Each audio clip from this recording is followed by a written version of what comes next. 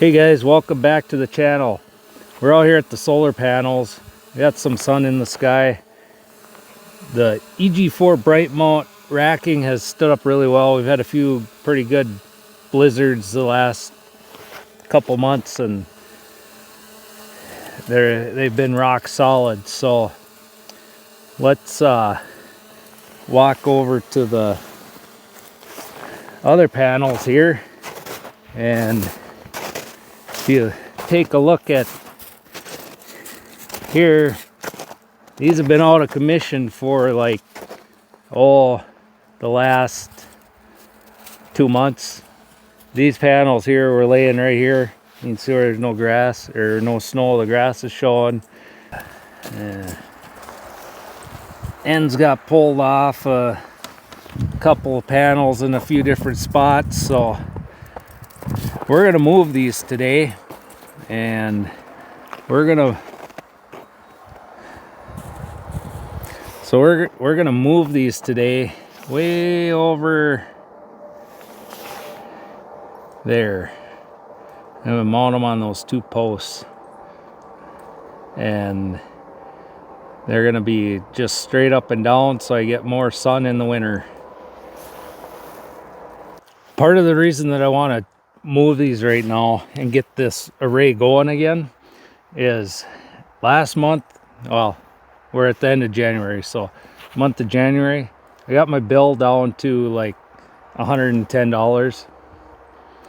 My goal is to get under $100 the month of February. December and the first part of January were pretty brutal in that we didn't have very many sunny days. So I did have to charge the batteries off the grid, more so in December than January. But if I can get my bill under $100 a month, that'd be fantastic. That is my goal, and that's kind of why I need to get these going again. All right, first thing I got to do is get these 2x6s mounted on here, properly spaced. So I got some 5-inch, half-inch bolts that I'm gonna screw them to, and then we can put the panels on.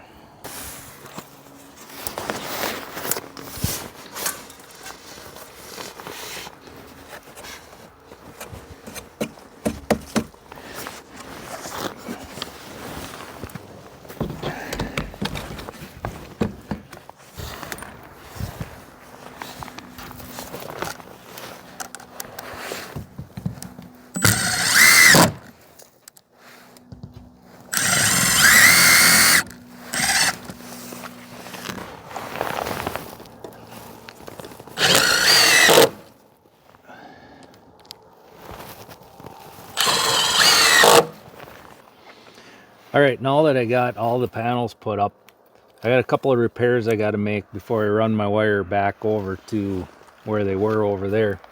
And it pulled the wire out of the mc4 connector, and I got the mc4 crimper from Signature Solar. I am an affiliate of them, so I have an affiliate link down in the description. If you buy anything from them, I get a little commission, helps me out, so I can continue doing more of these solar videos. So yeah, I'm gonna pull this apart and see if I can repair it first, and then if I can get it out. And if I can't repair it, I have some more to replace them. Well, I don't think I'm going to be able to get this out right now, and it's going to take a little longer than I want it to. So I'm going to get, if I can find it, what pocket I put it in. I'm going to get my new ones out and put a new one on here and crimp it on. One of the things to always consider when you're if you have to replace mc4 connectors is if you don't have the same exact brand as what's on your panel, whichever ones you're connecting, you want to always go with a new one on each one if they're, you know, because there's slight differences in them. The barrels are not as tight if you mix brands and stuff like that. So that's what I'm gonna do today. Okay, you see you got 3 spots here for different ones of these. This one goes in the middle one right here, like so. And then when you crimp it down, it'll roll these top 2 tabs back over. It actually splits the wire a little bit, goes down in between, and gets a good solid crimp, which is what you want. So what I'll do is I preload this in here a little bit, and then you want to make sure all your little strands of wire are nice and straight. Stick that in.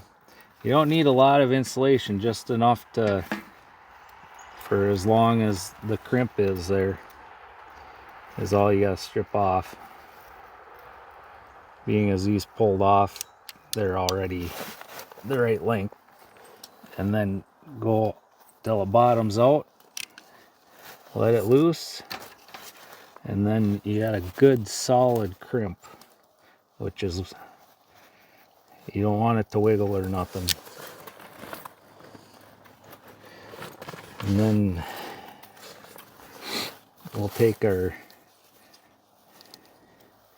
mc4 connector here and slide it on there. There's 3 pieces to this. There's a like a soft rubber piece for your seal, and then this is what squeezes down, and then your cap. And when you slide this on, sometimes you can, on some of them you feel them click, other ones just bottom out. Make sure she's not going nowhere. Get your little rubber piece so it's inside, and then just tighten it down till it doesn't turn anymore, and you're good. And then you can grab your other one on your next panel. Get that back there, and slide it together. All right, now that I got these fixed, we could start clipping them all together and run our wire over to where it used to hook up.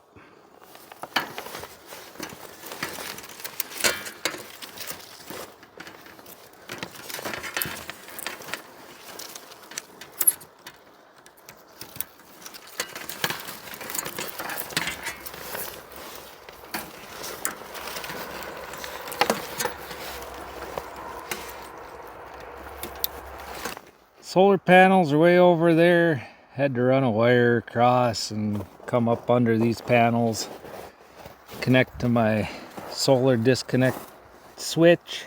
I already turned the charge controller off in the house, so we can turn that on, and we'll go in the house and see if we're making any power.